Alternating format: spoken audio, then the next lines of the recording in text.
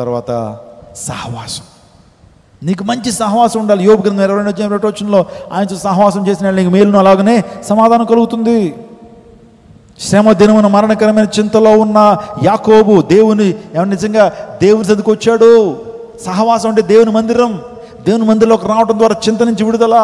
దేవుడు ఏం చెప్పాడు తెలుసా? భయంతో ఉన్నటువంటి యాకోబు తన అన్నటువంటి ఏషావు ఎక్కడ చంపేస్తున్న భయంతో ఉన్నటువంటి టైంలో దేవుడు అంటున్నాడు, బేతేలుకి వెళ్ళవయ్యా. బేతేలు అంటే ఏంటి? దేవుని మందిరం.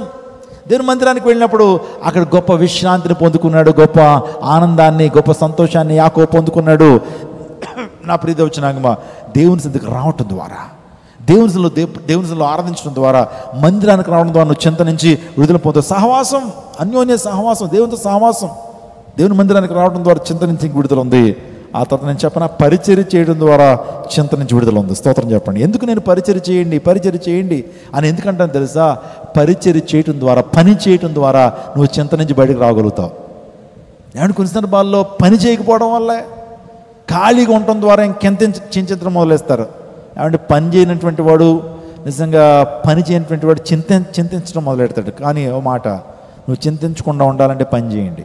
ప్రభు పని చేయండి, పని కలిగి ఉందాము. పని లేనివాడు ఎక్కువగా చింతకు ఆందోళనకు గురవుతాడు. అపోస్తలుడు పౌలు పని చేద్దాం. ఎవరి పని?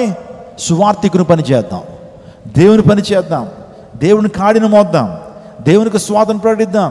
పని చేసేటువంటి వారు వారి జీవితాల్లో ఏమంటే చింతించరు. రోమాపత్రిక 12:8 చదువుదాం. రోమా 12:8 చదువుకుని ప్రార్థన చేసుకుందాం. రోమా 12. బోధించువాడైతే బోధించుట్లోను, హెచ్చరించువాడైతే హెచ్చరించుట్లోను పని కలిగి ఉందాము. అందరి మాట చెప్పండి, పని కలిగి ఉందాము. ఏ పని? దేవుని పని. ఒకవేళ బోధించువాడైతే బోధించుట్లోను, హెచ్చరించువాడైతే హెచ్చరించుట్లోను, పంచిపెట్టువాడు శుద్ధ మనసుతోను, పై విచారణ చేయవాడు జాగ్రత్తతోను, కరుణించువాడు సంతోషంతోను పని జరిగింపవలెను. పని జరిగించేటువంటి వాడు చింతతో ఉండడు. నా సందేశం క్లోజ్. చెప్పండి, మనం రేపటి గురించి చింతించొద్దు అన్నాడు ప్రభు.